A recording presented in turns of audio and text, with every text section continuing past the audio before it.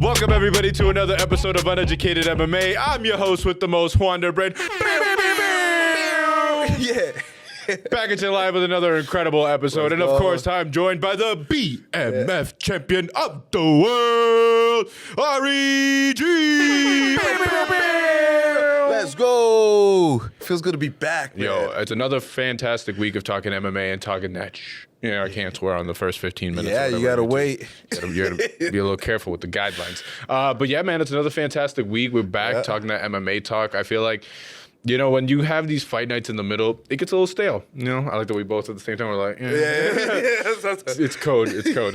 Yeah. Behind the scenes, in the documentary, you guys will see. Yeah, you see the... Maybe in 35 years when we drop the doc, you know what I'm saying? Everybody will understand what the hand signals are for behind the camera. Just gotcha. Unspoken. There's 30 people behind the cameras right now, whole production staff we got. But yeah, when you get the fight nights in the middle, and listen, the fight nights are good. Don't get it twisted. There were a lot of good ones, but I feel like you get this sense of like, all right, where are the big ones? Yeah. Give me the big names. Give me the people that we all love and know. We want to see a fantastic fight full of like pay-per-view stars, we'll call them. Yeah. And I feel like we're getting this one with UFC 320. This one's exciting. This one, like, just looking at this whole card, it's like, it kind of reminds me of the other, like, UFC 300s and the... I feel you. You know, like, it has that, because it's been a while. I think that's what it really is, that it's been a while that we had, like a stacked card. Stacked card. Yeah. I get what you're saying. Like, I feel like it's the top three, I feel like for sure are the ones that get you the most excited. There's some other fights in the card that are pretty good, but I'm gonna be honest with you, those top three makes you feel like, UFC really did they did the thing with this one. All they really need is a good three. It is, and then when they announced this card a few months ago, I remember like from the jump, I was like, bro, you're telling me we're getting Magomed Ankalaev versus Alex Pereira, we're getting Yuri Prohaska versus Khalil Roundtree, we're getting Cory Sandhagen versus Merab Dvalishvili. Sign me up. Bro, sign me up. What you talking about? All of them could be main events. Each one could be a whole main event for their own card, for sure. So the fact that they stacked them all like that, I'm pretty excited. First of all, those two title fights alone, I know. Sign me up. Sign me up. I think, well, I don't want to get right into it because I don't know what order you want to go to. That is fair. That is fair. Do we jump right into like the... I don't know. The champions. I feel like at this point we should just jump into the big one. I feel like that's what everybody clicked on the video to watch. That's what everybody on the audio only listeners, that's what they tuned in to hear us talk about. So let's just get right away. Magomed Ankalaev versus Alex Pereira 2. This is going to be Magomed Ankalaev's first title defense in the light heavyweight division. It is him defending his title against the guy he took the title from. Alex Chama Pereira. Chama. Chama. Chama, no. Honestly, that is the question of the week, ladies and gentlemen. Chama. Write it down. Chama or no Chama? I feel like Chama, no Chama. I don't know what to do with this one. I'm very excited for the rematch. I feel like the first fight, I feel like people gave it a little bit of a bad mouthing, I'm gonna say. They thought it wasn't as exciting. I feel like first and foremost, you see Poatan's name on the poster, immediately you think he's gonna walk in there and starch homeboy, whoever it is that he's fighting.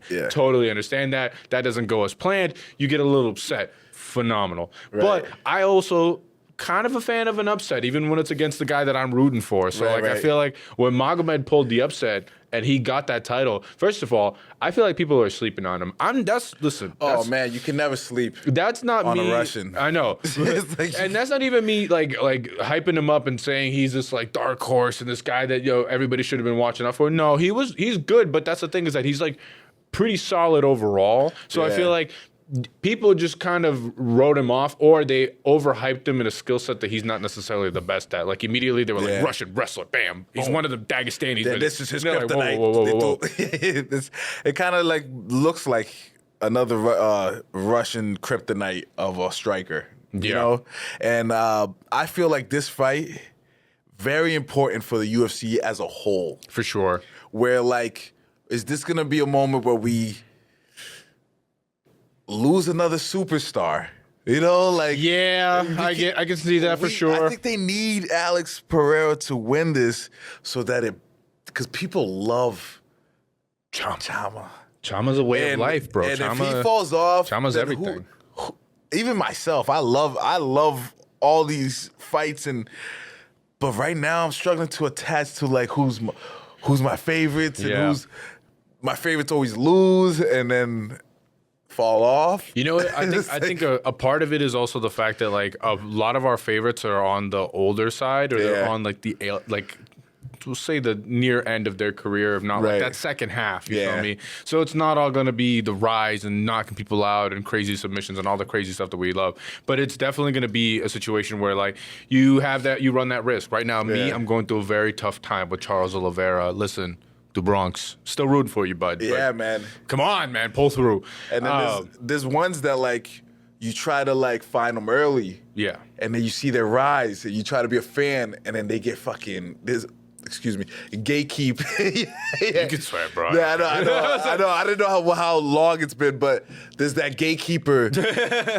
Ricky said 40 minutes. That always there's that gatekeeper that always kind of like stops the growing superstar from rising, and then they just kind of level out and get in the mix with everybody else. Mm-hmm. So I kind of like still haven't found not prospect, but like the next best thing. I get what you're saying. I think that's why people gotta like start tuning in, and I guess yourself, start getting into those Dana White Contender Series and start seeing who these young up and coming guys are. So that way you get excited to watch a prelim or two. Yeah.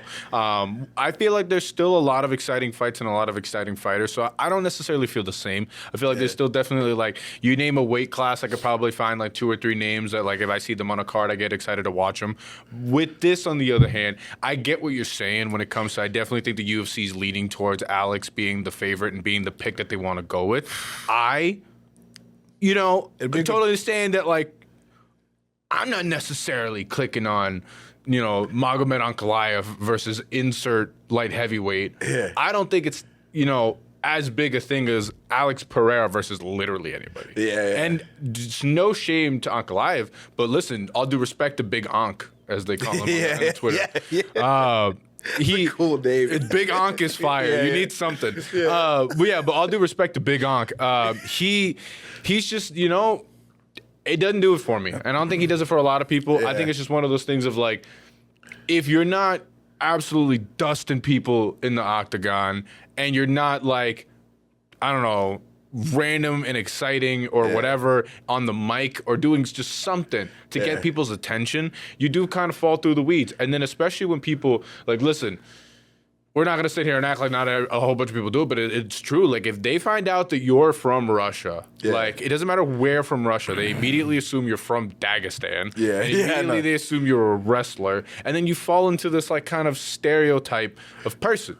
Right. And that's just unfortunate, but it is a reality that you got to face as a fighter. So, with that being said, you got to do something that's a little bit different to start pulling yourself away from the pack so that people understand who you are. Because you're either Islam Makhachev or you're Magomedov. You know what I'm saying? Like, you're just some, like, I just feel like Chimaev. Active right now. But even then, Chimaev, he I think has done a good enough job that people are like, no, he's Chechnyan, bro. Respect. Respect. He's Chechnyan. I he just got there. I feel like for a while everyone was like, these Dagestani like wrestlers, and like they're like, wait, he fights out of Sweden. What are you? He's Chechnyan. Like, what are you talking about? But that's what I'm saying. Like he did enough now, and then he also got his belt, so now he's kind of broken himself away from the pack. Yeah. I'm just sorry, but Ankalaev is just like, I don't, and even he's just a bigger Islam to people that don't really. People, I see that big meme, Islam. I see the meme of like the Pokemon evolution. Oh yeah, and he's the final form because he's the biggest one. Is it heavyweight? He's light heavyweight. No, but is there a heavyweight? Not a big name. Oh, okay. Not a big name. There's definitely some like lower 15 to unranked. When you think of like some Russians, you could imagine like a bare figure sometimes. Like you would think of the heavyweight. Well, I'm gonna be honest with you. When you check out other organizations, there's a good amount. So I'm actually surprised that I can't really think of a whole lot. Because here's my thing: there are Russian heavyweights, but like I'm not saying Alexander Volkov looks anything like these guys. Yeah. That's a different, you know what I'm saying? That's Rocky kind of Russian. Yeah. That's like different. I forgot his name. I know. Drago. Yeah. There we go. Yeah, that's that kind of Russian. That's different. That's Soviet Union Russian, you know what I'm saying? That's what you think of. But I don't know, man. I feel like he even with like, let's say he head kick, knockout, bow, Alex, sleep, cold, stiff. Yeah. Does his name get any bigger? Yeah, the arm, Superman on the canvas. Does his name get any bigger? I'd hate to see that shit. I know. It was cool when Izzy did it to him, but then after that, you're like, man, come on. What are we doing there? What I pay for? Like, this guy too, man. But no, for real, like let's say he just straight up starches Alex. Does you think his name get any bigger? No. I don't care who he fights next. You root for the next guy. You root for the guy. He lacks a little something. I don't know what it is, man. Like at least Chimaev has like that boogeyman shit. What is his 2-3 years Dagestan to make him a superstar? Who? What? Magomed Ankalaev. You know the running joke of everyone's like, you need wrestling 2-3 years Dagestan. Yeah. What is his 2-3 years Dagestan for him to become a superstar? What do you think for Ankalaev? Okay. What does he got to do to get to that point to become somebody that you're like, all right, I'm gonna tune in, I'm gonna watch. He needs to just. I think he. You like shave and just go from there. No, I think he needs to just like go to Philadelphia for like. Like go to the hood, so like I don't know. He needs to be around niggas or something. Like he needs like a little swag to him. I'm gonna give you. He likes swag, like similar idea, different flavor. Okay. Him and Sean Strickland become boys. Oh, I think that would do it. Honestly, he start hanging out with Chris Curtis and them. I feel like that's what you do. You get them all together. That would be a good one, too. Get him in a camp with him for a couple months. He gonna come out different. He just come out racist as hell.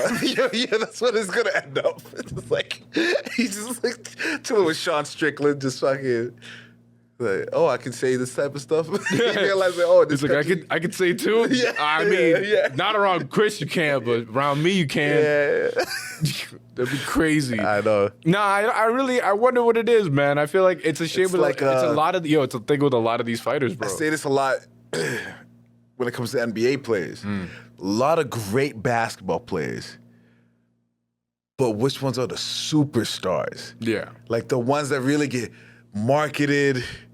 And like they have something that like their charisma is a little different, they're a little funny, or like their commercials, it's something a little different. Yeah, he can get the accomplishments in the ring, but can he get like the out? You gotta get both. You gotta brand yourself. And I know it's an art. I get it. I'm a big fan of like locking in on your technique and art, but when it comes to being a superstar compared to being a great fighter, I think that's where like. You ain't got a personality. You ain't got a personality. No, that is true, bro. I feel like there's a lot of people that they don't have the gift of gab. They don't have that or even just like you said, a personality that I guess is attractive to the public, because it's kind of crazy to be like they don't have a personality, but they gotta relate to them in some way, or maybe like have a niche. Yeah, like, oh, this guy's like me. Because you can even like, there's a couple of fighters that like they might not be the biggest superstars, but like something happens or they do something or they say something where you're like, I kind of like that guy. Cool character, like Prohaska at least has a white samurai. You know what I'm saying? Like there's something that like he can like not promote, but like those fire pictures with him. Going like even with that like. Alex, when he first got here, and his like rise to the top, the title in middleweight, the whole night, all of that. He didn't say anything. He doesn't speak English. Didn't speak at all. Chama. Straight aura. Like stone face. Yeah, literally tribal aura. And just superstar. Oh, this is a real warrior. He knows how to use crossbows. Yeah. You know? I think Magomed Ankalaev needs to tap into his culture and really like magnify it. Like really go out there, wrestle a bear. Yeah. Really go out there, be chopping wood. And maybe I didn't see this last. I usually watch all the UFC embeddeds and all that stuff, but I missed this one. but I'm sure he is. You know what I'm saying? If I have to guess, he might be chopping wood in a farm somewhere. They're just showing him at his house. He has 3 pet, full-grown bears. Couple goats. He's like, this is the second part of my training camp, and it's just him just double-legging a bear. Man.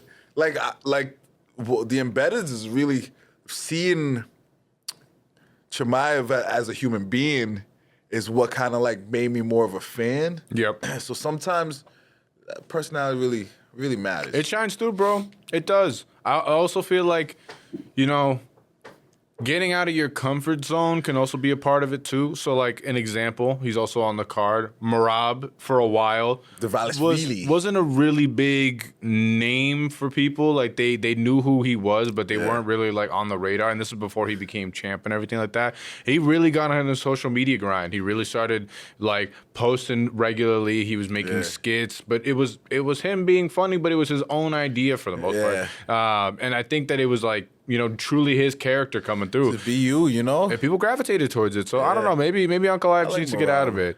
And all the wrestlers that like are always like stopping all my favorite fighters, Merab, I think is one of my favorites. Yeah. He's exciting. Even with his fights may not be, let's say, like, you're not, I don't know if you'd ever put a Merab fight, to my knowledge, in like a fight of the year contender. You know? Yeah, right. But he's still, you get excited when his name's on the card. Like, I'm excited to see him on this one. You gotta just respect it. Like, you do. Like, he's ill. It's the work ethic. Yeah. The man has. You know what I seen a fact about him that he does everything like he doesn't hit the sauna, he doesn't cold plunge for recovery, he doesn't stretch. He just jumps into training. Bro, what? Bro, he's a wild man. He cuts the old-fashioned way. He'll just literally starve for 2 days. Yeah. Or it's sweated out, he'll just run. Yeah. So he does everything old-fashioned as fuck when it comes to, like, cutting weight. And I don't know. That's tough. That's super tough. That's tough, bro. But, hey, there's a method to the madness. He's so far... I think he's got the best cardio in the UFC. Yeah. So there's got to be that's what it is. That's what I'm saying. There's a method to the madness. He's able to figure out something. If you got to go back to old school technique to get to be like Merab. I could imagine all these guys just like sitting in a sauna while this dude's freaking running mountains. Well, that's what I'm saying. Like, you got the UFC PI and all these new fancy doodads and gadgets. Every time I see Embedded, people got all these weird things strapped on and they're doing this weird exercise, but they're in this like highly advanced facility. And these are elite athletes, so it also works. But if you're telling me here, Merab's over here just like, no, I run, bro. I just run. Like, how's your cardio so good? Running. I literally just train. I don't stretch. I just jump into it. You like 4 trash bags and a 17-mile sprint. Yeah, I gotta see it. There's more to it because this is like he's a very extraordinary human being. Oh, for sure. Every time I see him fight, I feel like I'm like. I don't know. The Sean O'Malley one, I didn't really do too much for him because I felt like he was just kind of controlling and he wasn't really like expelling a lot. But the ones where you're like, yeah, no, he has 72 takedown attempts and he landed about 55 of them. I'm like, yeah, that's insane. Bro, that's crazy. That's nuts. Yeah. And honestly, like out of all those fights, the one that really like impressed me was the Umar fight. Yeah. I don't know. It was just like, because Umar was like, it's like if you're going up against a mirror. Yeah, like he's capable of stopping every takedown, but somehow you still get him finally. Like he really is like a cat, like a black cat falling. Yeah, always gonna find his balance and always. That was impressive. After that one, I had the feeling of like this isn't one of those things of like 10 out of 10 times you put them together. Is it back and forth? I was like, nah. I think Merab gets about 8 of them. Yeah. Maybe even 9. Yeah. You know, you gotta unless it's like the age thing where they like kind of do one of these. Yeah, but I didn't see any moments in that fight where I was just like, oh, Umar actually, I feel like in this area he was actually doing a little bit better. No, I felt like Merab was able to stand with him when they got up against the cage. They were doing pretty well, and then obviously on the ground it was just dominant. Yeah. He just kind of bullies you a little bit. He seems stronger for sure. It's not like it doesn't seem like he's doing a whole lot of damage. He's not really like beating up on people like that. That's what I'm saying. Like there's a difference between like the wrestling when you got like the Khabib who's gonna like bring you down and he's trying to kill you. He's mauling you like a bear or he's choking you unconscious. Versus like and it's not in a shade way because it's still dominant, but like in a Merab where it's like, yeah, you're going to get taken down and you're going to get exhausted, but for the most part, he's going to be peppering you with shots. You know what I'm saying? Yeah. He's not really landing these bombs from up top and what. So it's not like you don't have a whole lot to worry about. You still got to get up because he's going to keep doing it to you. But I'll tell you for sure, like, there's a higher chance of feeling you fight Merab and you walk out conscious. Versus some of these other guys, you're like, I don't really know. Islam, he might want to just murder you down there instead of just being like a Queen brother. You know what I'm saying? Like, I feel like it's just a different game. But going back to Alex and already Magomed, there we go. Going back to them. I definitely side with the fact that the UFC, and I think most of the fan base wants Alex to win. Right now, I believe Ankalaev, at least the last time I checked, was like a plus 220 favorite. Yeah, at least the odds makers are leaning towards him. I think I saw 280, minus 285 Alex. That's crazy. I don't know about all that. Because, like, if that's the case, I'm putting money on Alex. Yeah. I would say if it's plus money on Alex, I would throw for sure. Last time I saw it was plus money on him. I think he was like a plus 230. Yeah, plus 230. Minus 285. Yeah, I got them mixed up. Yeah, I would say it's not a bad bet. I mean, dude, you have to understand that left hook, that power. Honestly, that crazy kick. Honestly, I think for me, his path to victory for this one is going to be. I feel like everybody's gripe in the last one was that they felt like he just wasn't more active. He was just kind of like... They were talking about him being injured and... Well, there was a couple things that went into it for sure. He definitely was injured. I don't know. I heard rumors that he was like sick beforehand. That I didn't see too much about, so I don't know. Yeah, but I'll definitely say that it felt like it wasn't as active. Like his counters, for example, I feel like normally he's a little bit more crisp and quick with certain things. Yeah. So I feel like this time was a little bit more like... lackluster. He's a little bit more slow on the takeoff. They say all that smiling he's doing lately. So that's a part of the thing that I do kind of worry about when it comes to some of these guys. Like, listen, he used to be stone cold. You got to respect the hustle. Yeah, he's got to get his bag.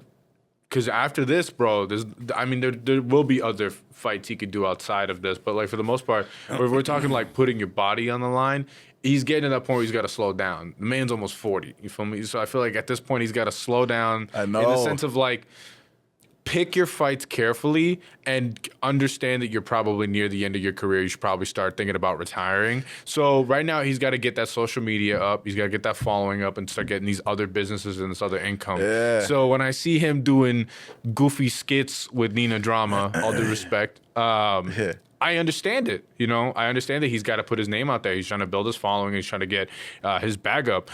I feel you on the fact that he do be smiling a whole lot recently. Yeah. But it was the edge. I don't know, man. I feel like he's one of those guys. I see him all ha he on like Instagram and everything like that. But man, like weigh in, press conference, like just leading up to him. The when he shaves the head and he's just, bro, it's locked it. Yeah. I feel like none of that plays into it. Going into the fight, everything else is like tradition. It is a different form. He goes into full beast mode. And I'm very impressed with this weight cut, bro. I don't know. We saw him 265. Yeah. Like I think I literally saw footage of him on a scale and it said 265. Dude's 6'4", bro. He gotta walk around 230. So he dropped down to what? 185? 185 is when he started. Bro, I've been trying to do that for you. That's why it was like. That's why everybody was like, "This is insane." Because Izzy is also like I think like 6'4", 6'3", whatever, 80 pounds. But he walks around I think like 190 at the heaviest. When he moved up to heavy or to light heavyweight, I think that he walked in. I don't know, man. Like just about the weight. Yeah. And I think Jan Blachowicz was like 220 something or whatever. Yeah. So that's what I'm saying. Like I feel like for Izzy, he walks around maybe like 190 and then he cuts down to 85. And he's like a slender dude. He's still like muscular, but he's not like a real big dude. Alex, on the other hand, that dude.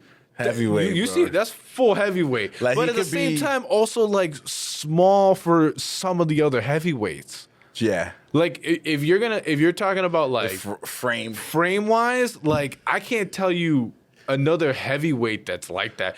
Even Jailton Almeida, who's shorter, is still like a staunchier kind of, you know what I'm saying? Yeah. Like, so I don't know.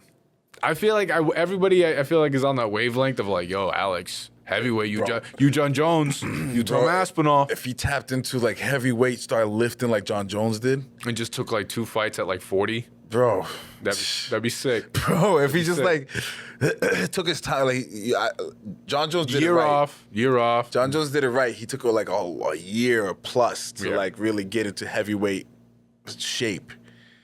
So yeah, I would like to see Alex Pereira lifting. So, with all this career talk and everything like that, let's go to Saturday. Does Alex walk out the champion, or is this an L? I think Alex walks out the champion. He gets his revenge. I'm gonna have to say 3rd round knockout. Get specific with it. Okay. Yeah. Okay. Damn. Chama, no Chama. Chama or no Chama. Oh man. Honestly, that's a cool question. I'm gonna go Chama. Yeah. I'm gonna go Chama. I believe in him. I've been back and forth. Yeah. I've been back and forth a lot with this. Ask the group chats. I definitely have been talking up Ankalaev a little bit more. But I just, I can see Alex just going into the last fight, just not doing the best. And then now he's realized, all right, I need to make sure I'm on my A game. And then also now he has some footage he can go off of against him versus Ankalaev in the first time. And let's see if he's able to pick up on that and then move forward. I just feel like for me, if they are going to get into a firefight, and I in my mind, I find that this fight is going to be a little bit more active. Yeah. And now we've seen that Alex is able to stuff some of the takedowns. I don't know, man. I put my money on him landing like a nice shot, but I do understand the odds makers leaning towards Ankalaev after watching the first fight. Because, like I said, people put him in this box of being a wrestler. Bro's a kickboxer. His background is kickboxing. So he's over here checking kicks, and everyone's like, whoa, what are you talking about? He knew what to do. No, but like, I feel like Alex Pereira, it was just the energy issue. It was just like he didn't show up that day. He didn't have full Chama meter. Like, in all sports, like, you really know, like, he didn't show. Like, his dog, his heart. Like they say, is that the other guy was just a better man that night. That's what they said. It's like the sportsman-like answer, but what it means is just like, I just didn't show up the way I normally do today. Just times, I know, like, let's be a dog. Just like sometimes, and there's times where it's just like I'm going through the motions, and I don't feel that dog. Yeah, you know what I'm saying? So there's days. It be like that, bro. There's days. You know, man. Hopefully, it's not like a reoccurring. Where that dog is lost. Yeah. You know what I'm saying? Where you lose the dog. Well, that's where I guess this is the point where we're at right now. Because here's my thing is like, if he's at the point where he's no longer getting these big W championship fights, I don't know necessarily if his aura is as big in the contender realm. Okay. You know what I'm saying? Yeah. Alex you think of Alex Pereira, you're like, he's either wearing the belt or he's fighting for one. Yeah. Like at this point, it's one or the other. I couldn't picture him at like a rank 9. No, you can't. So that's what I'm saying. Like, that's why I'm saying, like, he's near the end. He's got to pick these next couple ones carefully. I say if he loses this one, he has maybe one more to determine the rest of his career. Yeah. And that's not me saying that he's still an elite fighter, but he's also I think like 38. You know what I'm saying? Like, hey, like I said, you got 2 kids. You're trying to raise them boys and be able to speak. Yeah. You know, like you got to put your priorities where they may. For this one, I am interested to see just kind of like, and this is going to be kind of talking about some of the later fights as well. I'm just intrigued to see where this goes in terms of like the scaling for light heavyweight. You got Ankalaev versus Pereira right now. Yeah. And then you got Khalil Roundtree versus Yuri Prochazka in the bottom right here. But then you just had Carlos Olberg send Dominic Reyes into the shadow realm. Yeah. Like a few days ago. 2-piece McNugget fucking. Yo, bro. Yo, I was watching the fight. It's like, wow, what a good. I am like, like shirt in my mouth, just like, please, because I wanted Dominic Reyes to win. I was like, please, Dominic, like, let's do this, bro. And after, oh man, it was such a clean hit too. Yeah, I know. Just 2-piece and just sent him to the shot. I was like, dear God. Just literally reminded us like who Dominic Reyes really was, bro. Like we got a little hope. It's because he got a couple fight wins in a row. He got a couple fight win streak in a row, and it was like, all right, let's get this going. Let's see if he can keep it going. And then he just had to meet an undefeated or what? I believe he's undefeated. Carlos Oberg. One loss. Okay. But he was like reminded people like no chin. Just like, by the way, I get knocked out easily. like the other fights. Oh, y'all must have forgot. Yeah. This is something This is something I do often, bro. Bro, like, yo, I go back to the Yuri Prohaska one where I'm like, yo, Dominic's doing pretty good, and then spinning elbow, and I was like, Jesus Christ, oh my God. But yeah, man, it's Dominic Reyes. It's upsetting to see him. He's just good enough to stay around. I don't know. It's just like, I'm gonna kill it just so you guys don't fire me, and then I'm gonna get comfortable and I'm gonna get knocked out again. Like that's where he lies. Like. What is he, a ninth?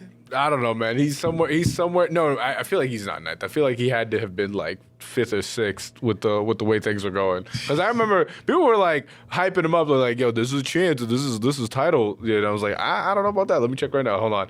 Let's see. We're checking the light heavyweight right now. Dominic Reyes was number 8.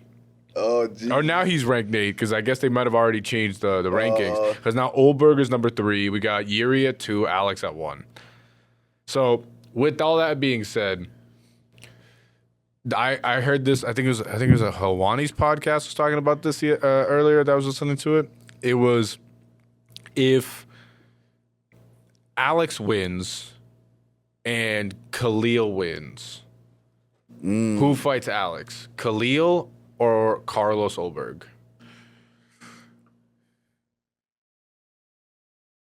Do we get a rematch or do we get the new contender? Oh, man, that's a tough one, man. I think Oldberg. Yeah, I think so too. Because he's just off the one loss, and like that was a good fucking knockout, man. So I think just a lot. I don't know why the UFC doesn't like too many rematches. I think it depends on how the fight goes. Yeah, I think it definitely depends on how the fight goes. And he did finish him. So I feel think like who Roundtree beat Jamal Hill, and then he's on a winning streak, right? Or did he? I can't remember if he lost. No, I think he lost to Pereira, got the Jamal fight, beat Jamal, and now he's fighting Yuri. This really matters, this fight, for sure. Yeah. So he definitely needs to hold that. Someone else did, Alex wins. Yuri wins. Is Yuri next? Another rematch? Or does Oldberg get it? How many times did Yuri fight him? I think they fought 2 or 3 times. I think they know twice. They fought twice. Alex and Yuri have fought twice. And Yuri lost twice. Both times slept. That's the thing. It's like, how do you? They're big. It's still a big fight, but does Yuri get it, or does Oldberg get it? You give it to Oldberg. Okay. Like that's what just the people ain't trying to see another Yuri fight. So now we're gonna do this whole thing again one more time. Yeah. Ankalaev wins. Okay. Khalil wins. Are you doing that fresh matchup, or are you gonna throw Oldberg? Does he get it no matter what? Because now you have the Prohaska fight. None of them, I think, have fought Ankalaev. Now you have this. I think Ankalaev. If Ankalaev wins, you have if Prohaska wins, I think he fights Ankalaev. You have this moment now where you have, if he wins, right? If Ankalaev wins, I feel like he's not the big name. Like you throw him as a main event, you need somebody to kind of counteract that. So it's the combination of Khalil, Yuri, or Carlos. One of those 3. I think Carlos probably. I think Carlos supersedes anybody right now because they're looking for that, especially like they don't. But the thing is that I feel like the interesting part of the question is for me is that like Yuri and Khalil have the biggest star power out of the three of them. If we're gonna rank them, it's those two. You can decide on one or two who gets the top spot. But I would say Carlos is at the bottom unless you're like locked into the sport. I don't know why. I'm a fan of Khalil Roundtree for sure, but for some reason I don't put him as high as he is. Like okay. Like for some reason, like when I think of like who got the next title shot, no matter who wins, I don't think Khalil Roundtree. I don't even think Khalil Roundtree is gonna beat Prohaska. It's fair. I don't. I'm on the opposite side of that. Yeah, for sure. There's maybe some bias involved for sure. But here's my thing with that. So for me, I think Khalil was kind of under the radar for a bit, and I don't think he got a lot of big opportunities. Yeah. And then they pulled him from 8, and they were like, "Oh, he's gonna get the next shot." And that's when everybody was like, "Who's this guy?" I think that's what are we it was. talking about? And he showed grit, and he did well against Alex, and I felt like it was like a good fight. So that's where I think now he's starting to build that respect. So that's why I feel like you're like, I don't know. Yeah, that's exactly what But it is. I was watching him blow out people's kneecaps. Yeah, you know what I'm saying? So that's why I was like, hey, you gotta watch this guy. It's losing at 8, beating a loser of Jamal Hill. Yeah. No offense if he's listening. Yeah. In the most respectful way. All due respect. Yeah. Bum. Yeah. And then like, if he beats Yuri, that's a good step in the right direction. But I think he gets one more after that, and that might be against the loser. The loser of actually, if Pereira loses, he's not fighting no freaking Roundtree again. That's what I'm saying. He gets thrown in this weird mix. He is. Jan Blachowicz is sitting at 5 waiting. That motherfucker. We don't want to. I don't really want to see him either. Yeah, I don't like the division at all, bro. I was gonna say then you got your boy Jamal Hill that's sitting at 6. So I don't know, man. Damn, I don't know. That's what I'm saying. Like right now we get this weird little. I think this is what's gonna happen. I think Ober gets next of whoever wins the title. Yeah. And then whoever wins from Khalil and Yuri has next after that. Yeah. I would say arguably for Khalil and Yuri. More so Yuri, it's preferred that Ankalaev wins because it's a fresh matchup. Yeah. So that one's like the one where like, all right, Yuri's exciting, Ankalaev is all right. This one makes sense. Khalil already got a shot, so I feel like that's where. Or, I mean, granted, Yuri has got, but he had the most recent shot, we'll say. Yeah. So maybe that one, I can see why you're saying maybe he needs one more, but I don't know, man. I couldn't imagine Ankalaev versus Roundtree for some reason.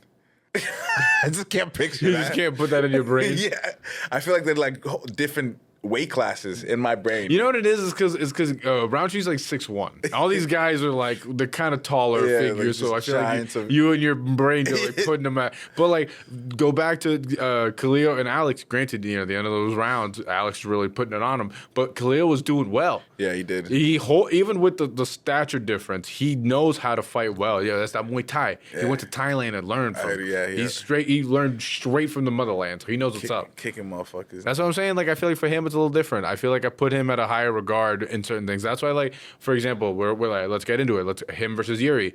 I put him as the winner in this one solely off the fact that I cannot trust Yuri to keep his hands up and also not like eat punches with his forehead. Like, I just feel like Khalil is too calculated and he hits super hard, bro. Where so does Yuri, and Yuri also. Yuri's just unorthodox in the way where like he might struggle to predict his movements.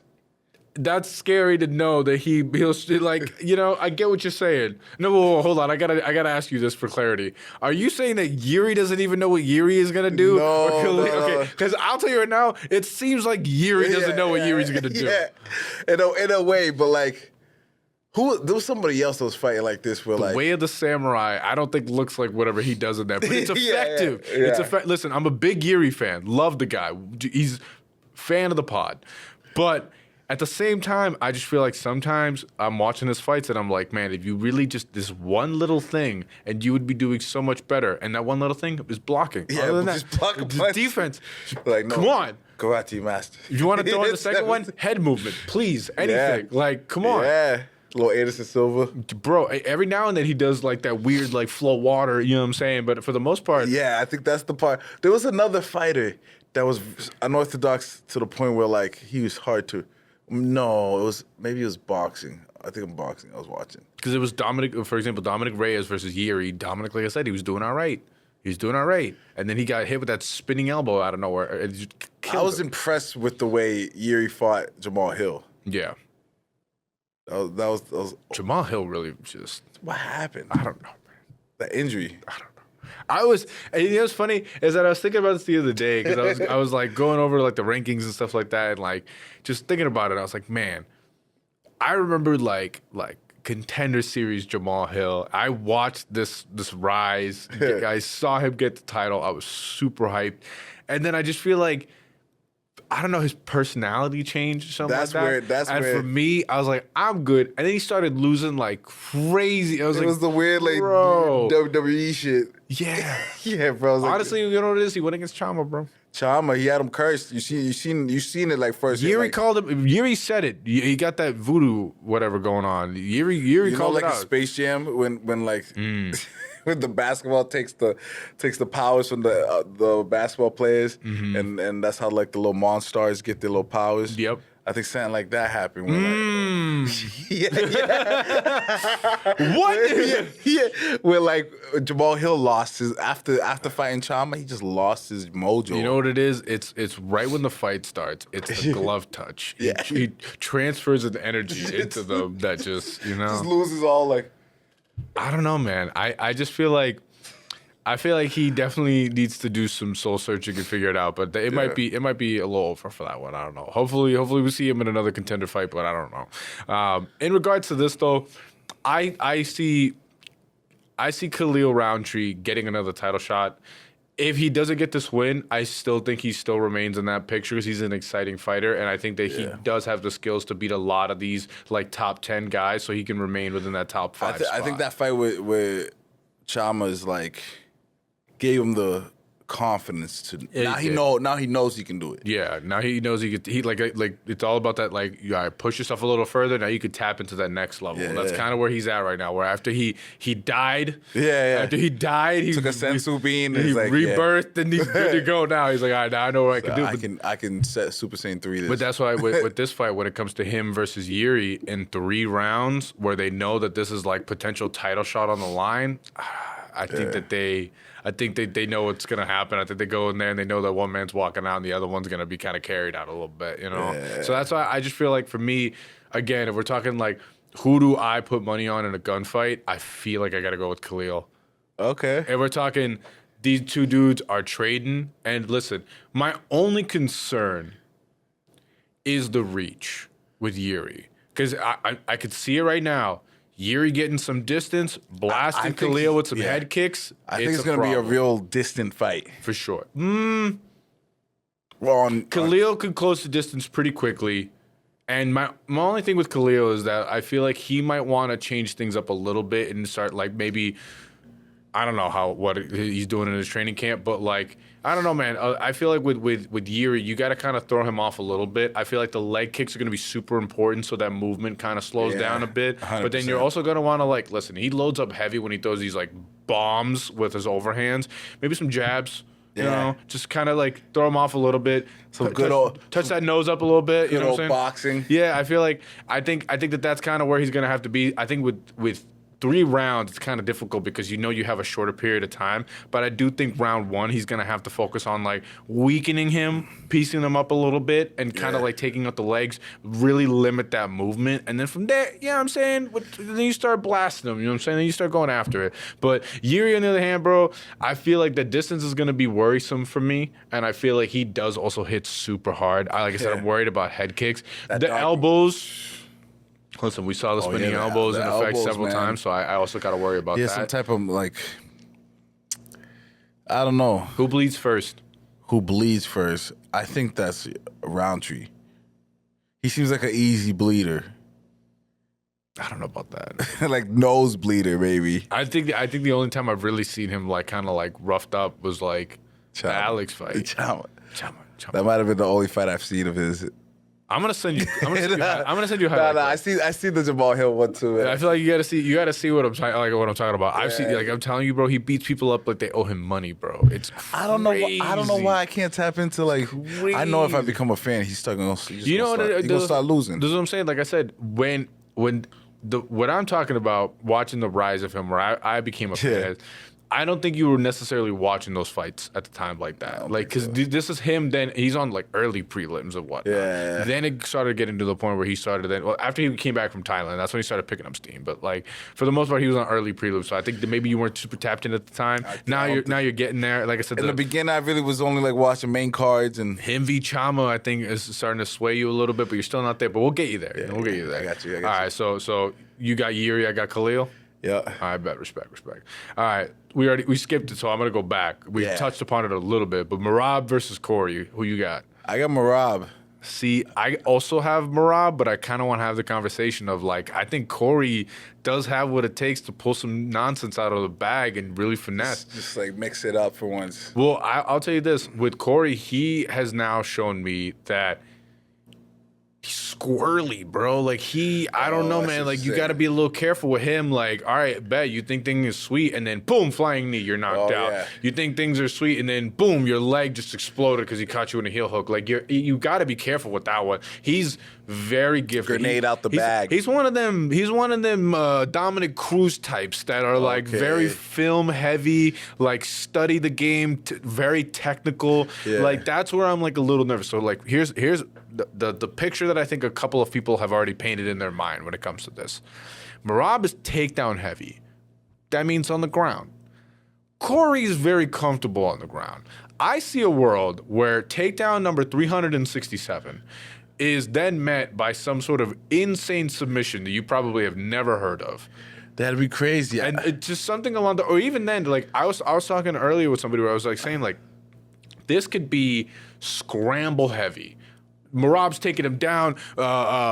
Cory is doing well with the takedown defense. He's not necessarily stuffing it, but he turns it. He roll. They're rolling and they're rolling and they're rolling and they're rolling, and then he just ends up on top. Cory ends up on top, and then that turns into a whole thing. And he's over here just dropping elbows, and he's moving to a different position. And that's what I see this fight kind of turn it into. It is gonna be, I feel like, that'd be cool. A crazy pace of them. This is gonna be like in my mind, I feel like it's going to be one of the more active Merab fights in terms of that wrestling grappling that you're going to see in a while, where, like, maybe they keep it on the feet for a bit, but I think Merab knows his path to victory, and I think that Cory's smart enough that he knows that this is where this is going to go. So I feel like for me, he's prepared to go to the ground, defend as many takedowns as he possibly can, but I don't think he's necessarily defending with the idea of, now let's stand this up. It's just defending so I get the power position, not you. And then from there, he kind of finesses. So with that being said, I still lean Merab winning this just because proof is in the pudding. The man knows what to do against most people. I think this fight will show,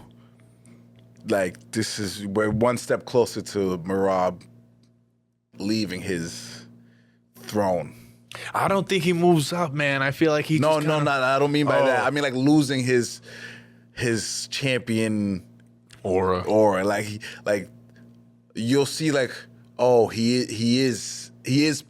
it is possible to He does bleed. Yeah, exactly. I think this one will show that. I can see that. I think with this one, it's going to be an interesting thing of a lot of guys in the locker room are waiting to see if Cory can get it, just because that gives him a better shot of becoming champion than if Merab stays right there. Bro, Sean O'Malley can live. Yeah, Sean O'Malley can live. At least has let's go, baby. He at least has a chance. Yeah.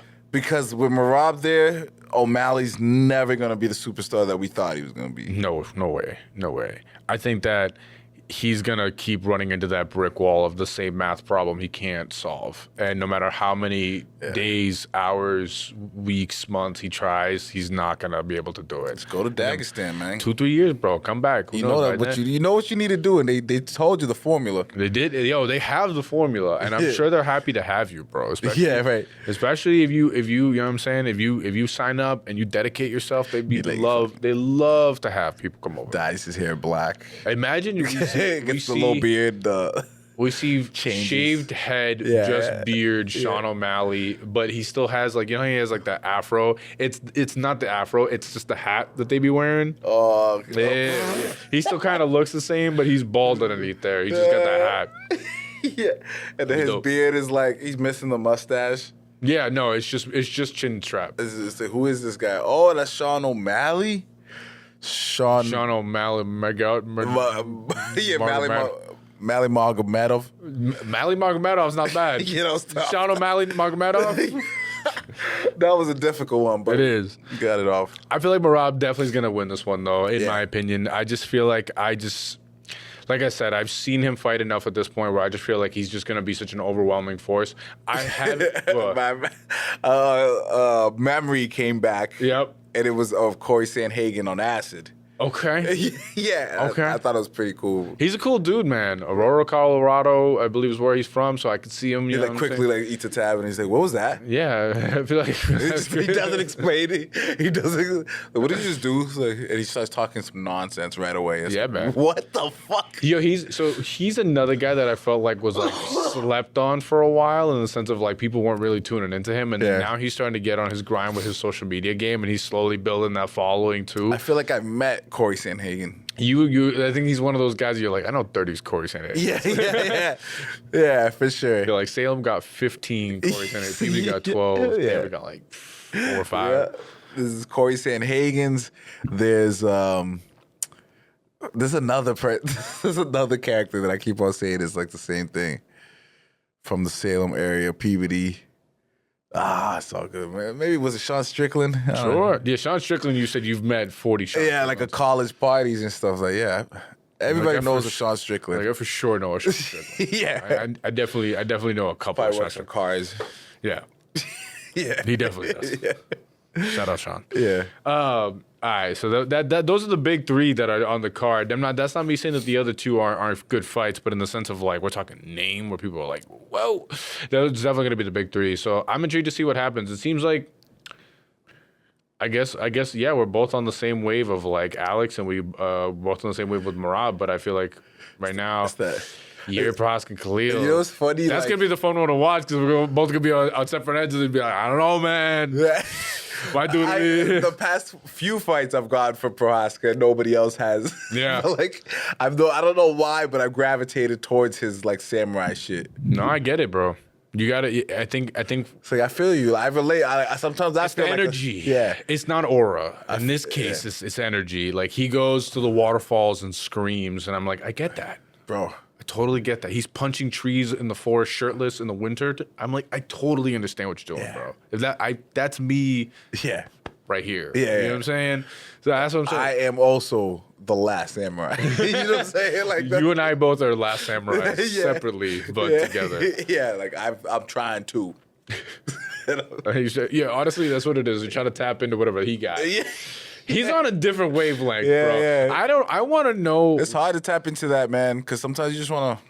There's got to be an interview out there with him. Smoke every day. No, honestly, I don't even think it's that. That's what I was about to say. I wonder what it was along the path of Yuri's life that he just unlocked his third eye. He went full Tien on us, and I just need to know what happened. What was the enlightenment that you had at age 22? His first trip to Japan or China. He just opened his eyes. He's just like, no, I'm living it differently, bro. Yeah, that's definitely what it was. I'm intrigued. I don't know. We'll have him on the pod soon. Yeah. Next up, we got Josh Emmett versus Yusuf Zalal. So this was going to be an interesting one. So Yusuf Zalal's been on a bit of a streak right now. He's moving up in ranks. He's trying to get his shot up against Volkanovski right now. He's got a tough test at Josh Emmett, a man who I have seen hospitalize several people. Yeah, man. This guy, he's been... It's this one right here. He's been he's kind of a gatekeeper too, bro. One of the guys I've seen give Ilia Topuria a good scrap. You know what I'm saying? It was a good fight between those two. I feel like I'm on that wave. Would you say earlier? He's good enough to stick around. Yeah. You know, I feel like he did have.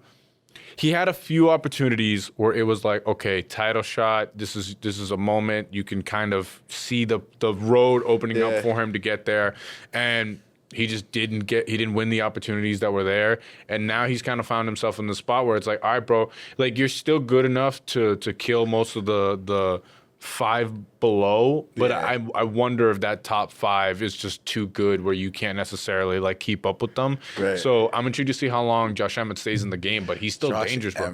Bro, I think that Bryce Mitchell knockout every time that pops up on my feed, and you just see, you want to talk about this one is bad. Yeah. When they do this one, the one where they just go like this, their hands and the legs are just like that way. The legs, you're just like, it's like they're going to sleep. It's bad. It's so when he absolutely destroyed. That's what I think. You know what I'm saying? Now that I think about it, that clip with Bryce Mitchell's first podcast episode came out after the Josh Emmett. So, a lot of things are starting to tie together in my brain. CTE is there. CTE is here. Clearly there. But we here. I don't know. Yusuf Zalal, though, he's a super talented guy, man. I feel like...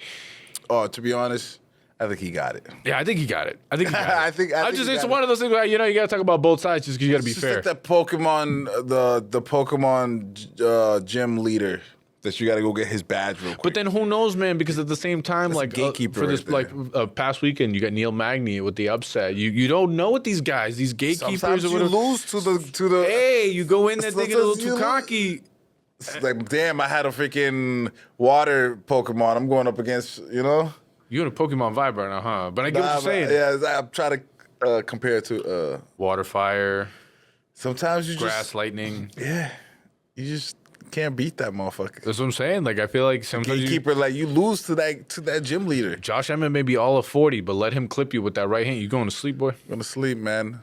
That's what I'm saying. Neil Magny actually impressed the fuck out of me. Neil Magny is such a dope guy. It's like, how? Neil Magny to me is one of my faves just because, like, it's like y'all thought underestimated at every point because everybody's like, Neil Magny's so mid, and then he wins against your favorite fighter or someone who you think is super gatekeeper. Bro, it's so funny, and it happens at the best times, like where you're just beat him in the prelims. He'll beat the rising dude in the prelims, and the dude never makes it out. You gotta just he's super gatekeeper. Freaking Neil Magny will choke you out. It's so funny, and then what was the submission that he used? I forget. I don't know, man. That's all good. That's what I'm saying. Sometimes they name these things, and I'm saying, I don't know. I feel like a guillotine. I got you a guillotine. I got you with a head and arm choke. I think I so if you showed me, I don't think I could tell you the difference between a Darce and an Anaconda. They both kind of look the same.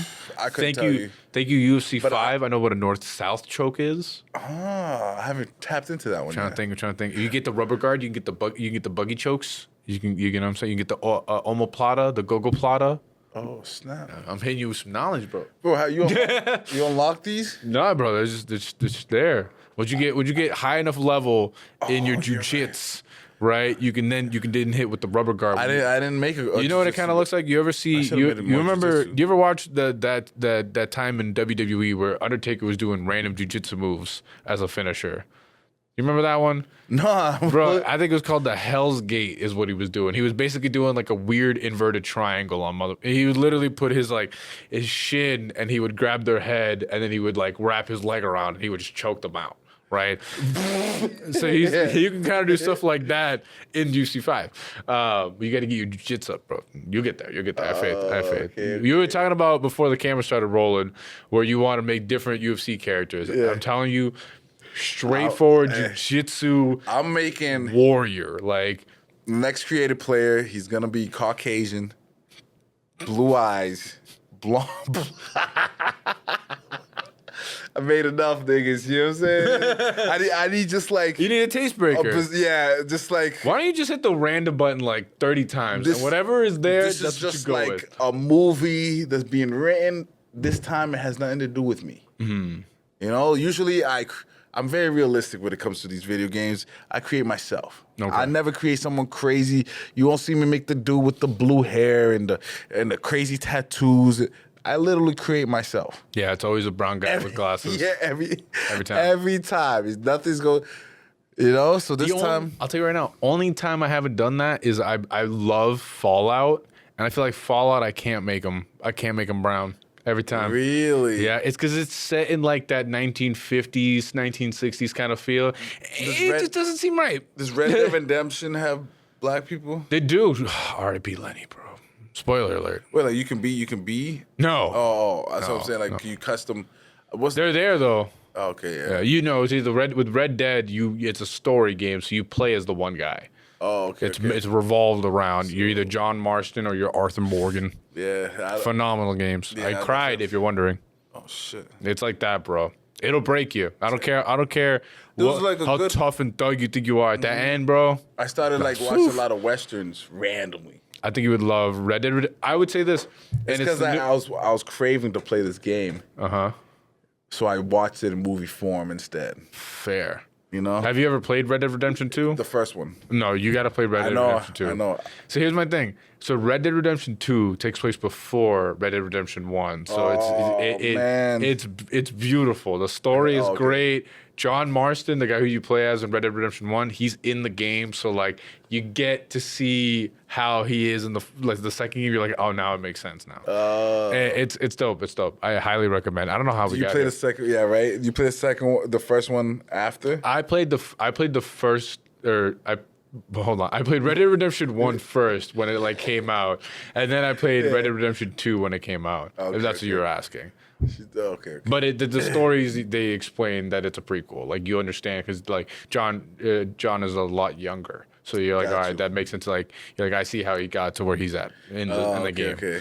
Highly recommend. Honestly, one of the best games I've played in a long time. I go back to that one also quite often. And I always get in this Western mood. I start listening to old Western songs. So Big X the plug. Big Iron on his hip. Bro, Big X the plug. Not at all where I was going with. That's how when I get into it, I get into I'll put Texas rap music. Nah.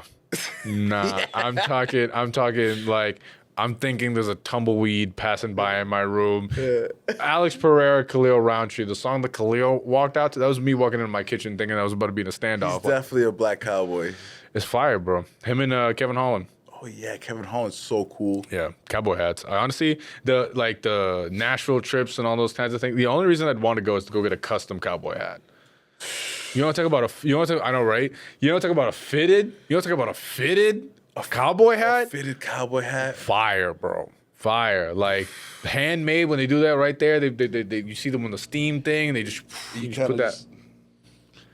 And hit that first. And that boot says Andy under it. You know what I'm saying? Would you get Spurs? Cling, cling. Honestly, nah. No? You wouldn't do them? Because I don't want to, you know what I'm saying? I don't want to hurt the poor horse. Nah, I get that. But I feel like you can have Spurs and you don't have to spur them, I guess. Is that what they're for, right? For the horses? I don't know, man. I'm a son of a Dominican, you know what I'm saying, that was raised from a taxi driver. I feel like there's not really a lot of cowboy. There's a little cowboy DR. If we really think, there's definitely ranchers for sure. I don't think anybody in my family is anything like that. We have, and they might have a nice hat. We got people they might have a nice Dominican hat that could be a cowboy. That was a little different. That I've worn that straw hat, that wicker hat. That one's a little different. That's that campo hat. That's that little. I mean, that's a little different. I feel like I don't know, man. I feel like I can't think of anybody that's like donkey in the backyard. I feel like I look at those types of ranches and things like that, like those dudes that are out there with the farmland. You see them working. I feel like I don't look at them and I think cowboys, but that's what they were back then. Honestly, I feel that way about even Nashville is a big place for cowboys. Stuff. Yeah. But I don't see them as cowboys. Okay. I think Texas in my head. In my brain, it's just Texas. It's just Texas. Yeah.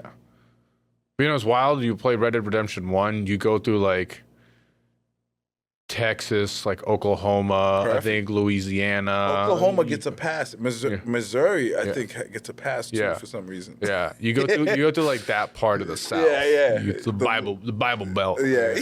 When you're on your way to the. There's some stuff, bro. I'll tell you. Anyway, all right. And then I honestly, I love the order that we went in. Because I wanted to save this one for you. I just want you to the last fight on the list there. Who's fighting to open up the card? You go ahead. On the bottom of everything. You see how all the dots are checked off. The last one, please. Is that fucking patchy mix? He gets his redemption. No. Well, Patchy Mix is also going to get talked about.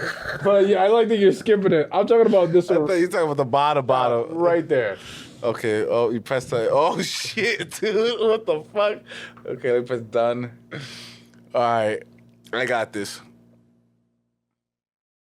Abu Supian Magomedov.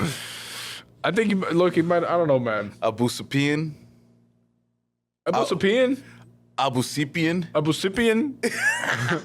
Abu Supian versus Abu Supian? Take a shot. I don't know, man. I'd take a shot for that. I know. My boy Abu Magomedov over here versus Joe Pyfer.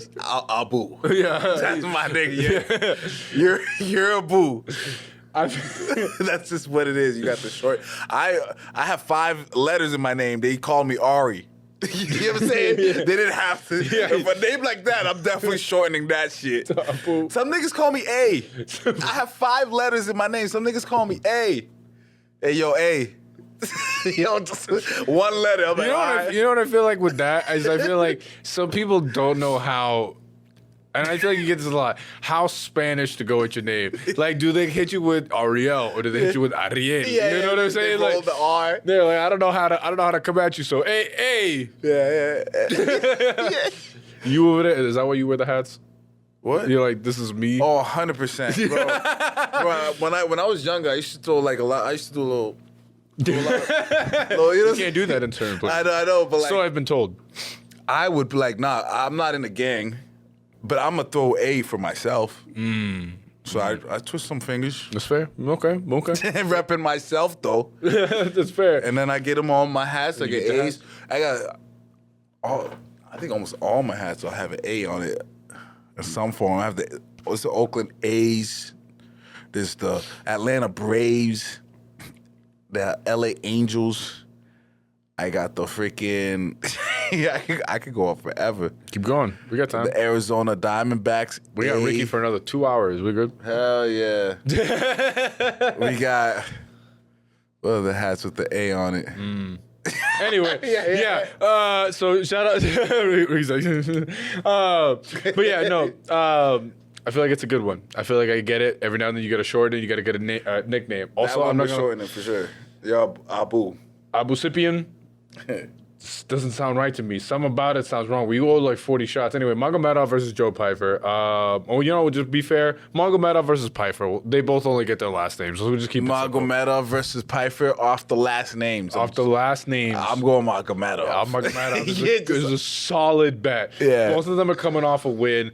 They're both unranked, trying to get into that top 15 spot right now. They're somewhere in that mix of, like, we'll say 17 to 20, somewhere in there. They're both just trying to break into the top 15 right now. I'm excited for this one. I feel like Joe Pyfer is somebody that I've been watching for a while. I'm not going to lie to you. I'm not too familiar with Magomedov. I feel like I got to tune in. I'm going to watch some highlight reels when I get home today, see what he's cracking about him. Pyfer's pretty solid. I had some high hopes for him. He recently took an L. He was coming off a win now, but I did see him catch that L, and I feel like after that, it's kind of like one of those things of these up-and-coming guys. You can't expect them to just be dominant and winning every single time. But what you do want to see is when they catch the L, that they learn from their mistakes and they move back up. That's what you want to see. If you see them catching L and they kind of keeping the same behaviors, or even worse, they go the other way, it just, you kind of lose the hype you have for them, and you don't really get too excited. So I feel like for me, we'll see what happens. So I don't really know who I got in this one. I feel like off the strength of it, I'd like to see him do better. I want to go with Pyfer, but you can't go wrong with my boy Abu. So I'm going to go with Magomedov all day. Yeah, I think that's just a safe bet. I feel like it is, too. I don't even know what the odds are on that one. You must be related to the other Magomedovs. Yeah, I'm not going to lie to you. I thought you were talking about me specifically. No. I was like, I guess so. You know what's crazy? I have seen him fight before. Now that I'm looking at him, I'm looking at these highlight photos. I have seen him fight before. It was pretty good. Actually, yeah, he's ranked number 14 right now. So this would be Joe Pyfer trying to get in. And right now, at least the odds are looking like he's the favorite. So Abus is pretty good in the sense of like the stand-up game. But I feel like with Pyfer's power, I kind of want to lean more towards him now. But I don't know.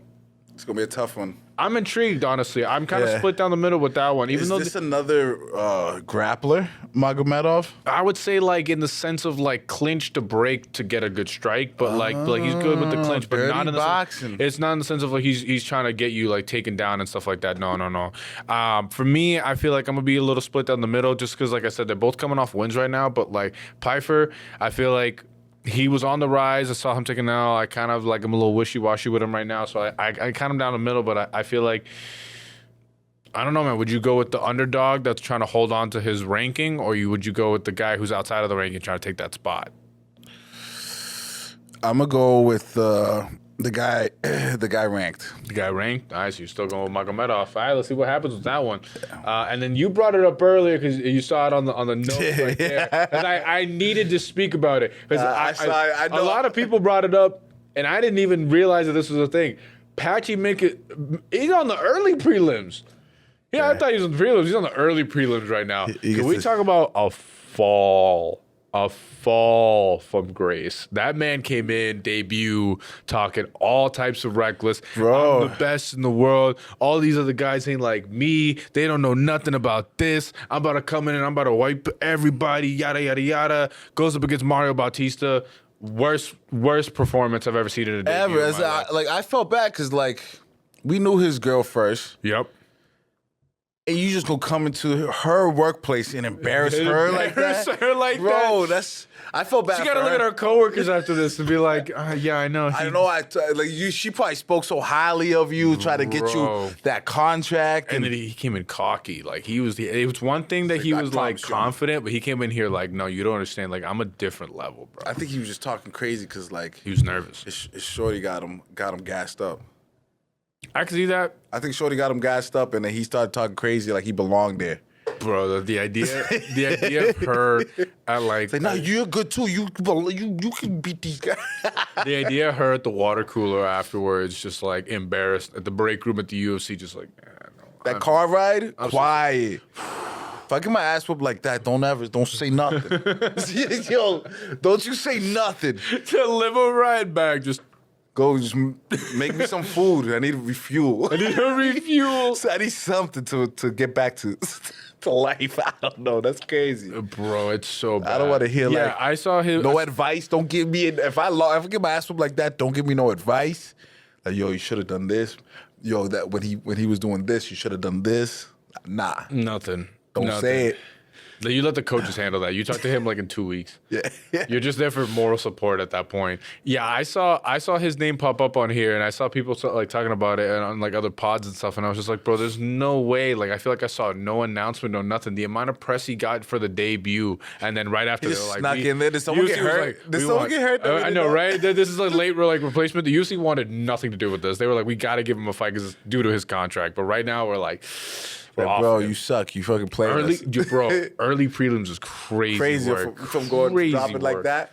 Like, you literally finessed us into a contract with you bum ass. Like now you fight freaking. Now we're putting it against demons. Like, right. You're going on the early prelims against demons. Yeah, you about to get. But he's a favorite in this one, so they're hoping that they at least get some return on this investment. So honestly, I hope that the first one was just a fluke and he gets back on the horse and he does a good job because, bro, like it is one of those things. Just be off though. I spoke so highly of him. You gotta understand, like sometimes you don't know what was going through the mind when you walk in, and like a lot of people have said it. This is a different beast when you walk into the UFC versus the other organizations he's fought. Like he's been in Bellator doing well, but like coming into here, it's a whole different animal. So maybe I'm pretty sure I have one of these episodes. I'm talking highly of him. You know, we'll go back. We'll go back in the archives. Bro, we'll see. That's the worst part because I remember like when I discovered him, like.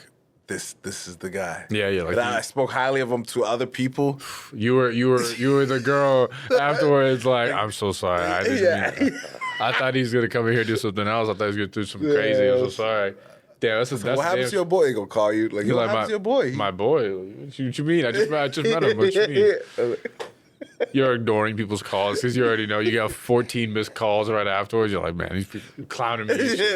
So your boy got his ass whooped. Yo, Mario, put your boy on a t-shirt. Fat fucking Patchy Mix. He's so corny to me now, bro. No, I'm off. I don't even. And this is someone who's like watched the early prelims, skip the fight. Yeah. Like it's fine. Oh man, yeah, I'm a tune in. You know me, I'm just joking, but I definitely hope that he learned from his mistakes. He's humbled himself, and he comes correct in this fight. Because, boy, that was crazy. This didn't make sense. He got shut up so fast. I've never seen someone get... And what is crazy is that it wasn't like he got knocked out or something like that, which honestly I think would have been worse, but he just got like ragdolled for like 3 rounds, and I was like, all right, I'm off this. Let's see. Just other random stuff that I want to go over before we get up at it. Zuffa Boxing signed a deal with Paramount Plus to have 12 events in 2026. Your thoughts? 12 events in 2026. We're talking boxing? Yeah, so Zuffa Boxing is the UFC's boxing baby that they finally have gotten to like come off the ground. So they're basically going to have 12 boxing events that they've already have planned in 2026. No, as of right now, I don't know any locations or anything like that.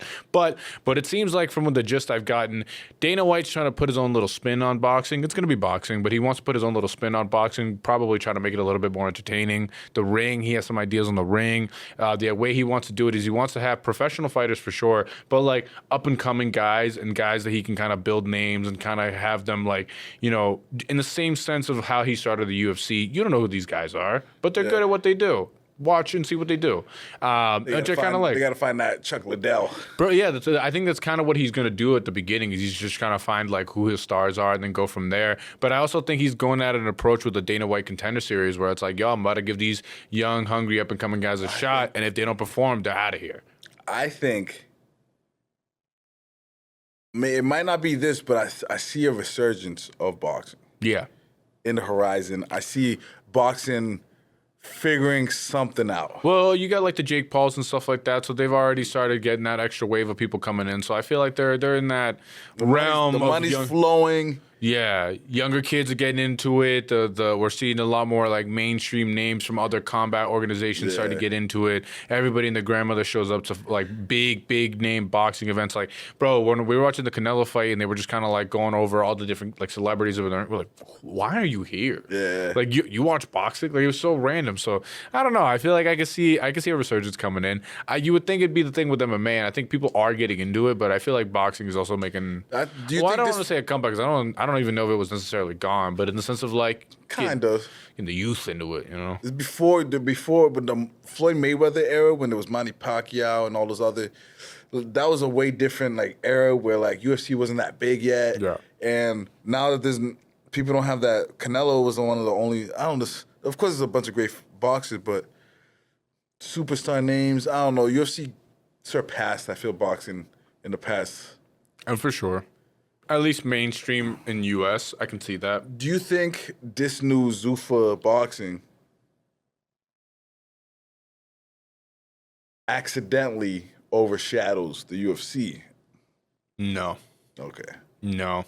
I think that but people start only watching the boxing and not watching. For as hardcore fans as there is for boxing, I still think the more exciting product is the UFC overall in terms of its in and outs, the embeddeds all the way to the fights, all of it. I think it's a much more. That'd be dope if they did that. Well, they're gonna do all that. They probably do that with like Top Rank. The UFC, I think marketing machine is gonna take what they do with this and they're gonna apply it for sure to the Zuffa Boxing. So I think you're gonna get to hear the stories. Which that's how you get your superstars. Samoan from bro, like you were saying earlier, like you didn't really with Chama, you weren't really on his wave until you actually got to watch the embeddeds and get his personality. There's something you gotta respect about someone that like feeds his whole hood. Yeah, town. That's why I keep using the thing of the Contender Series because I think they do it the best. They're going to give you this quick, short story of this person before they walk out in their underwear to go kill somebody. Like, and it makes you invested in that person or it doesn't. And I think that that's a very big part in like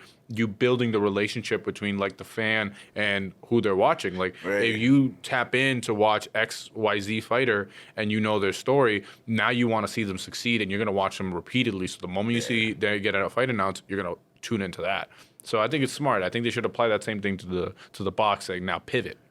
I understand we were talking about young up and coming names, et cetera, et cetera. etc. Dustin Poirier said he would come out of retirement to fight Nate Diaz in Zuffa Boxing. Your thoughts?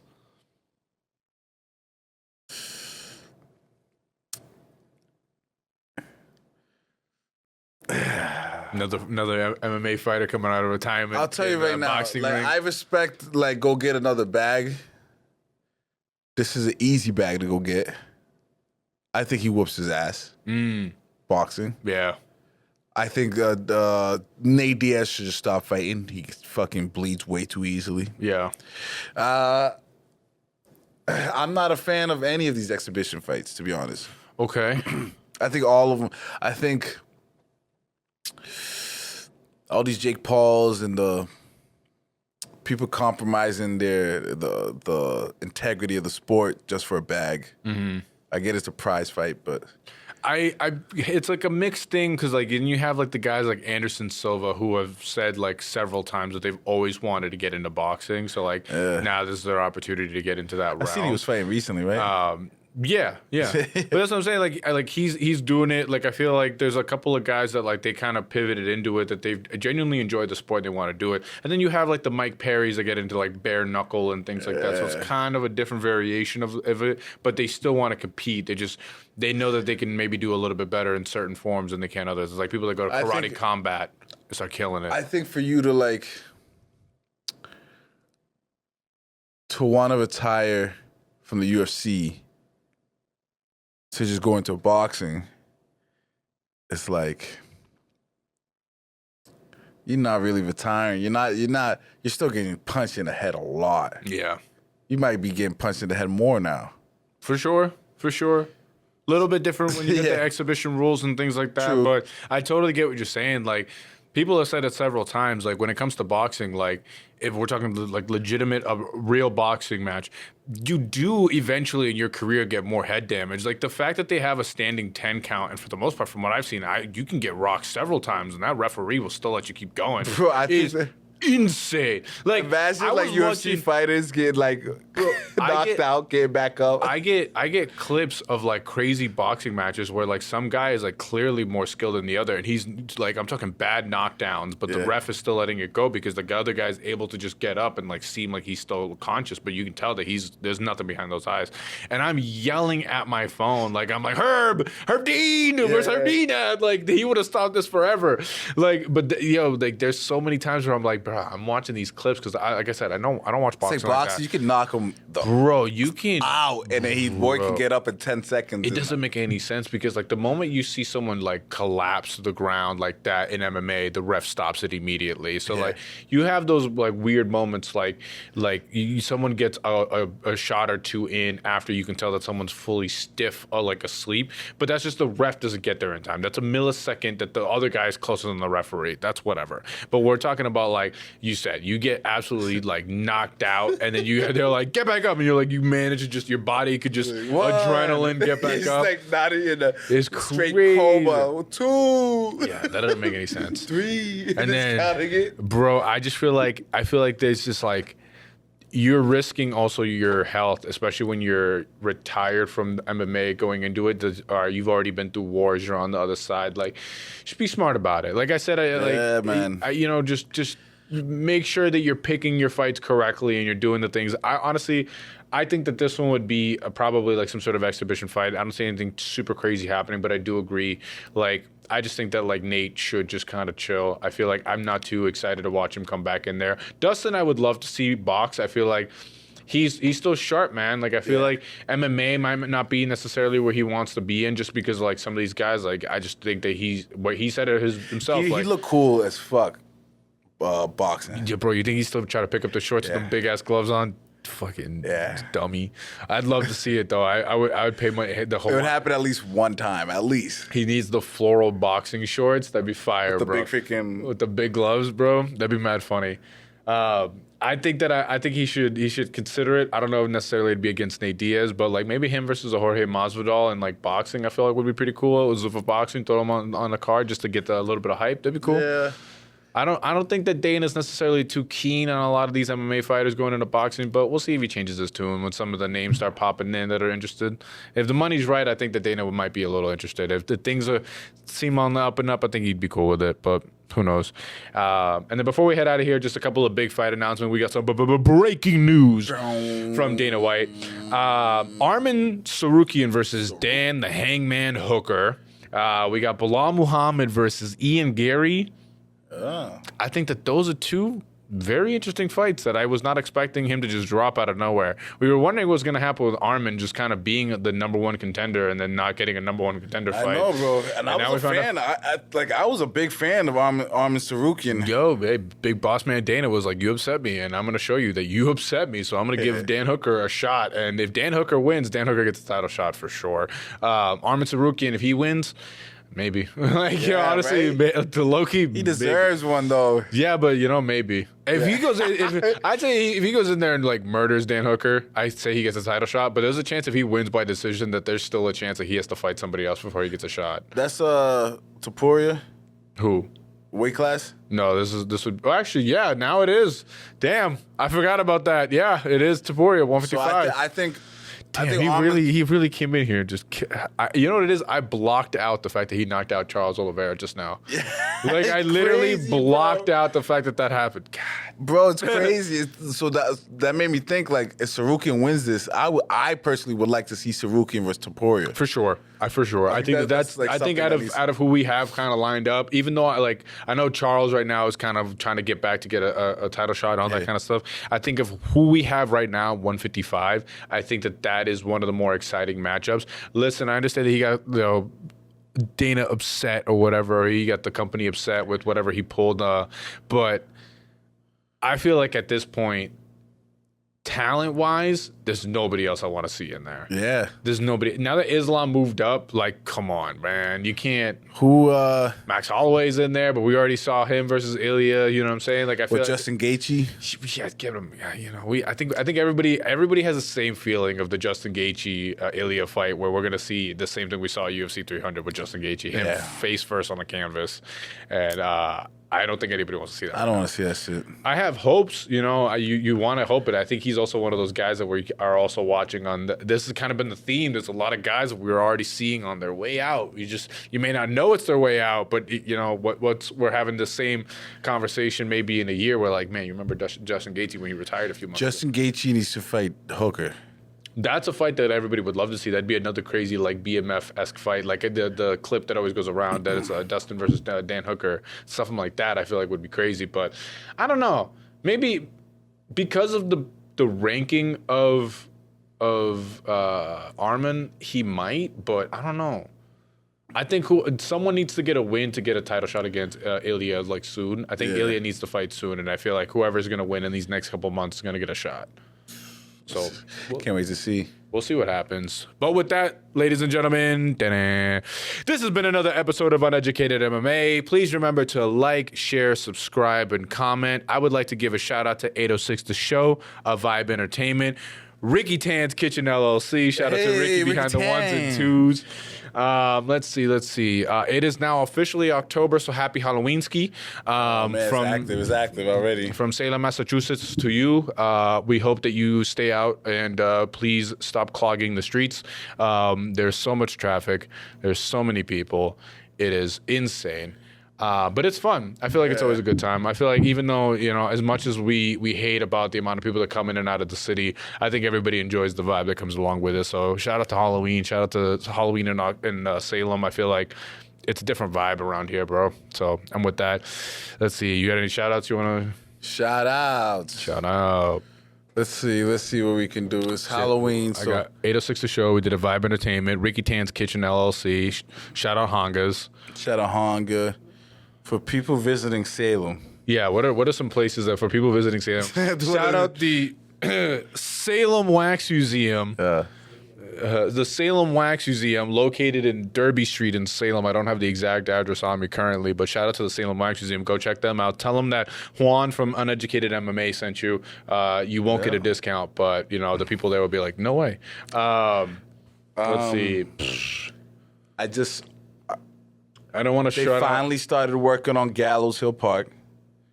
Filled up the hole. I feel like 4 years ago, you guys brought up the fact that they started construction. I know, they stopped. They've been off and on, and this is the official. They already sent the message, everything. And I looked out today, and they made a lot of progress in a day that they could have done in this past 6 years. So here's the thing. I think it's been 10 years, honestly. This may be way above my pay grade, and this may get into some political nonsense, but I have never understood the fact that you can start a construction job without having all the money, and then you just don't have to finish it.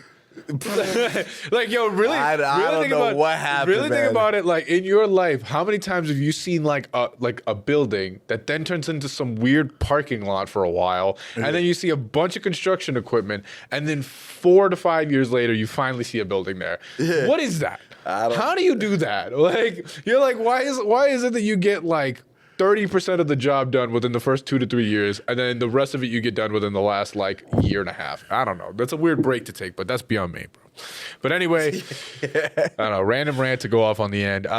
Yeah, tune into UFC 320. Like I said, it's this Saturday. Magomed Ankalaev versus Alex Pereira. I think it's going to be a great one. Me personally, I'm going to be tuning in. I haven't watched fights with the boys in a while. It's going to be a good time. I'll tell you right now. Another shout out that I'd like to give before I forget, because it's also going to be, I guess, on Friday. Shout out to Big Papa Pump Ivan for his birthday. Okay. Man's turning 426. Shout out to you, baby. Other than that, bro, yeah, shout out to the fights. Everybody tune in on Saturday, watch those. Also, BKFC, I found out, is also going to be, that's bare knuckle fighting. It's also going to be I thought of BK right away. On a Burger King Fighting Championship. BKFC is also going to be on Saturday. It is going to be like right before UFC that kind of bleeds into the main card. I highly recommend watching both if you're a true degenerate, because I will be watching both. I seen one of somebody's getting his face like face look caved in. Beautiful, right? Yeah, like the nose broke and went inside. The forehead was like, it was like indented. Like his face literally indented, like punched that hard. That sounded crazy. Anyway, tune in. This has been another episode of Uneducated MMA. I'm your host of the Most Wanted Bread. This is the BMF REG, and we are out. Peace. Bing, bing, bing, bing. Boom, boom, boom. Hell yeah. That was a good episode.